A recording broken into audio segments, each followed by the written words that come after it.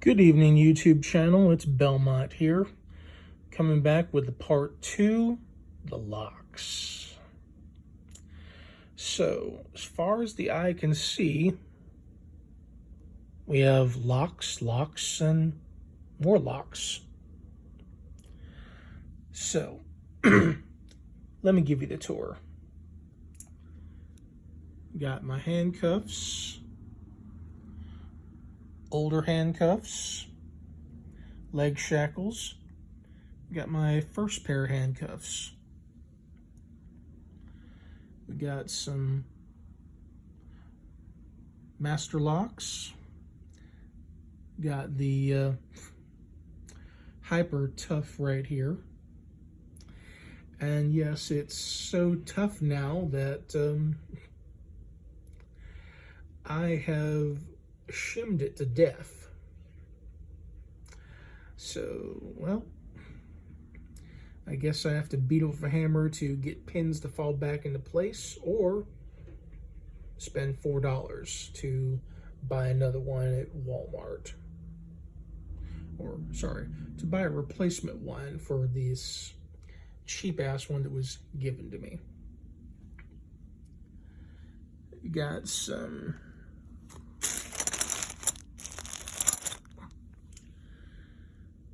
We got a nice M1 Master Lock True Value.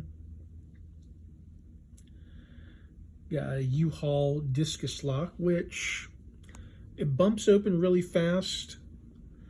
My picking, specifically my raking, is a little slower on it, but it eventually does come open. My gun lock, my trigger lock, which also bumps open pretty fast, but rakes even faster. So I got to give credit where it's due for those triple peak Bogotas. My trusty number 5. And here we have my warded locks. Got that little tiny one from my local Dollar Tree. I found this one on the ground, which doesn't open up anymore. But that is the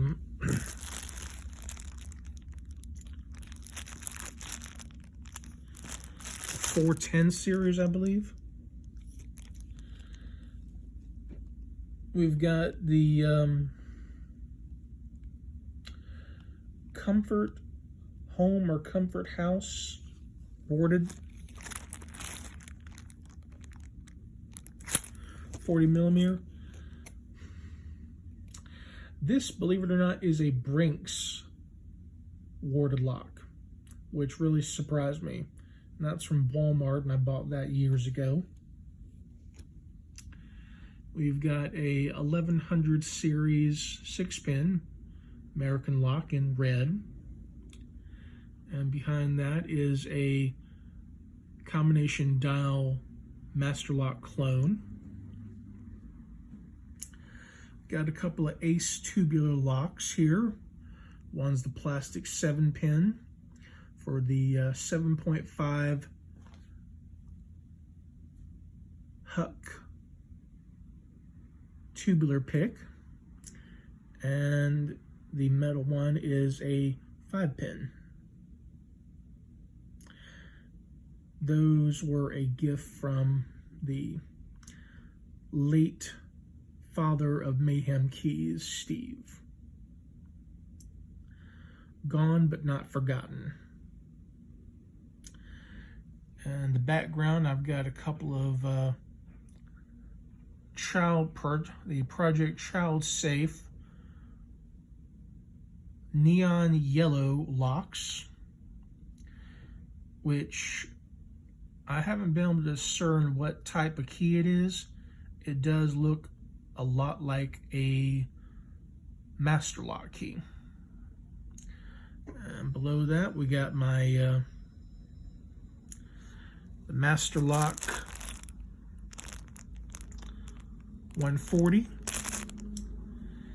with the wide keyway and its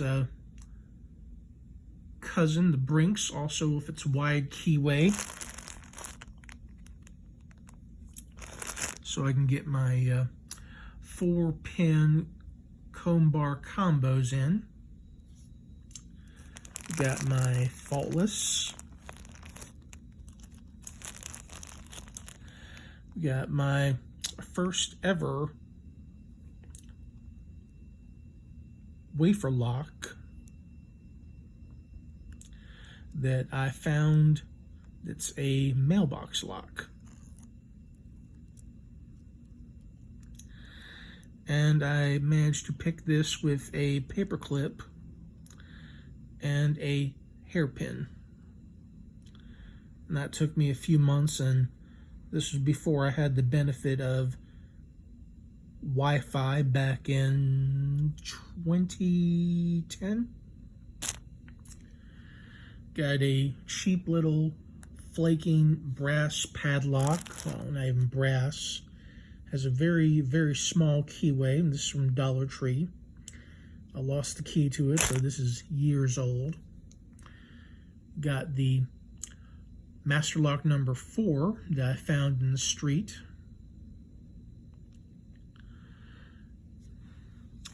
Got my Slade Primus, which, while no, I have not been able to pick, I have bumped it open. And bumping is a very fast skill. A lot of these locks can be bumped open faster than standard picking or raking. Got some smaller. Got a couple of quick sets right here. Got some Slage with blanks, pins, springs, top and bottom, the screws.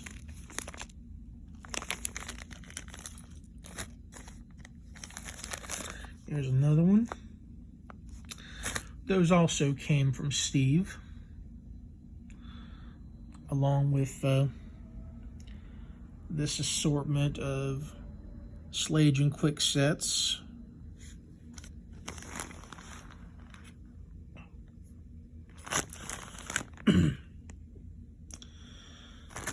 I've also got a kryptonite lock for a bicycle that has a Yale style keyway that I was actually able to pick. I raked it with City Rake, Triple Peak Worm, and I used the Euro Hybrid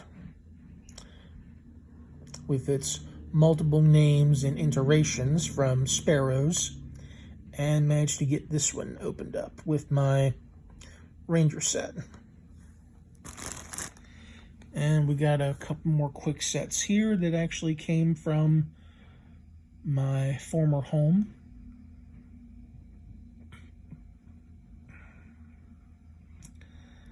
And they get picked pretty up often. And in the background, I have a couple of bags full of Wisers, which are really fun to pick, and they rake really easily too. Those were a gift from my innkeepers. So, Belmont doesn't have a shortage of locks. He doesn't have a shortage of tools, and he doesn't have a shortage of time. He just doesn't feel the need to try and pick a lock on camera for the so-called satisfaction of the lock sport community, or the demands of pick a lock Raymond. I pick locks And, I can't recall off the top of my head how much I might have paid for each of these little locks once upon a time, with the exception of the boarded one, which was only $5 in my local grocery store, Giant Eagle, that had closed. And I remember that this was $10. And, of course, $1 for a Dollar Tree lock. I found these locks all over the place, and I picked through about 75–80% of them. Picked, bypassed, or bumped, because bumping is also an easy way to open locks and is faster, conceivably, than ordinarily raking. My picking skills for raking aren't fast, super fast, but they're not slow either. Some locks I can get open raking with, well, a few seconds. Others require a few minutes. For bypassing, you just have to get those pins lined up and lift and turn. Tubular locks I'm still working with. I have not had as much practice lately with it, but I do have the gist of it down. The 7.5 is standard for 7-pin locks. The Gridlock Set, yes, the doubles, everyone should be very familiar with. And I have looked at both of these. There are variations in all 6 of the keys. So one key is not all alike for them. So I do pick these, I do rake them, I take my time.